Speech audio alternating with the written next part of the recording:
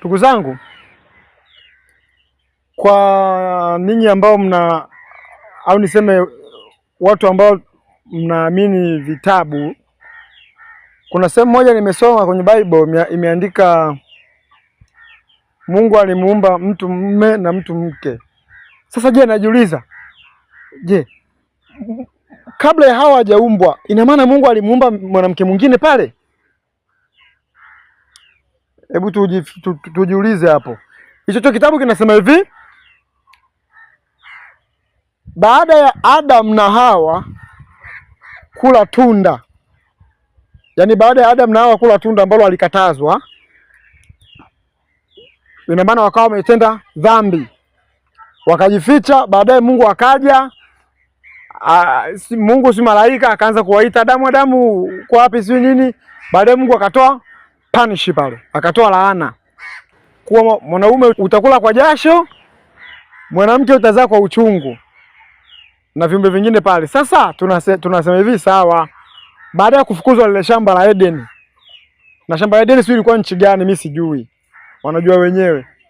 Baada ya kufukuzwa kwenye shamba la Eden, Adam na Hawa wakaenda kuanzisha maisha yao, wakazaa. Kizaazaa changu mimi kipo hapa kwenye hawa watoto. Walizaa watoto wangapi? Wawili. Biblia imeandika walizaa watoto hawa. Ina maana dunia nzima ilikuwa na watu hawa wanne. Watoto hawa wamekuwa, mmoja akawa mkulima, mwingine akawa mfugaji. Yaani walizaa Kaini na Abili. Haya. Kitabu kinasema Mwenyezi Mungu akamwambia Adamu watoto wake wamtolee sadaka. Yaani dhaka, sijui ndio hivyo mtajua wenyewe. Sasa baada ya wale watoto kutoa, huyu mkulima akatoa vitu vyake vya shambani na huyu mfugaji akatoa yule mnyama.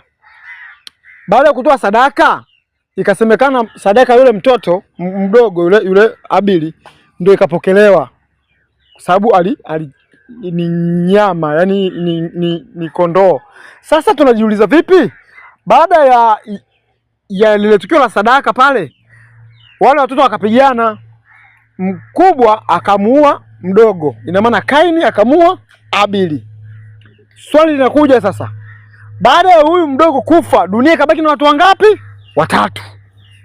Dunia nzima yani ikabaki na watu hawa. Wao ndio watu wa kwanza. Sawa. Dunia ikabaki na watu watatu.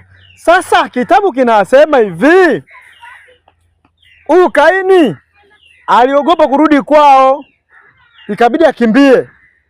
Maana sauti ya Mungu ikasema, Kaini, damu ya ndugu yako inakulilia. Kaini ikabidi akimbie.